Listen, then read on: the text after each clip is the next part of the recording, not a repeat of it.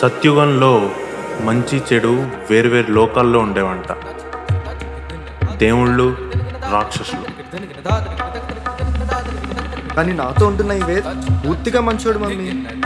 అసలు ఇంత పర్ఫెక్ట్ మనుషులు ఉంటారా? కానీ నాతో ఉంటున్నాడే ఈ దేవ్గాడు మామూలు బ్లాక్ కాదు, పెద్ద బ్లాక్ హోల్. తర్వాత వచ్చిన త్రేతాయుగంలో మంచి చెడు ఒకే లోకంలో వేరువేరు ప్రాంతాల్లో ఉండేవంట. రాముడు, రావణాసుడు. వాడెవడో తెలుసా? తెలీదన్నా. నేను ఫేమస్. ద్వాపర యుగంలో మంచి చెడు ఒకే కుటుంబంలో ఉండేవి. కౌరవులు, పాండవులు. కానీ కలియుగంలో మంచి చెడు ఒకే మనిషిలో ఉంటాయంట.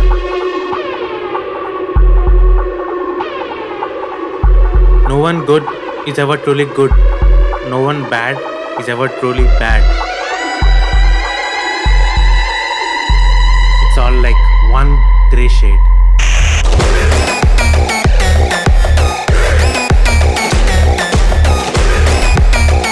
నేను చెప్పానా, దేవుడు ఎప్పుడు మంచి మంచిగా చేస్తాడా? అయినా దేవుడిని ఇలాంటి దొంగ కూడా మంచి చేస్తారు అనుకోలేదు. తెంగిన నుంచి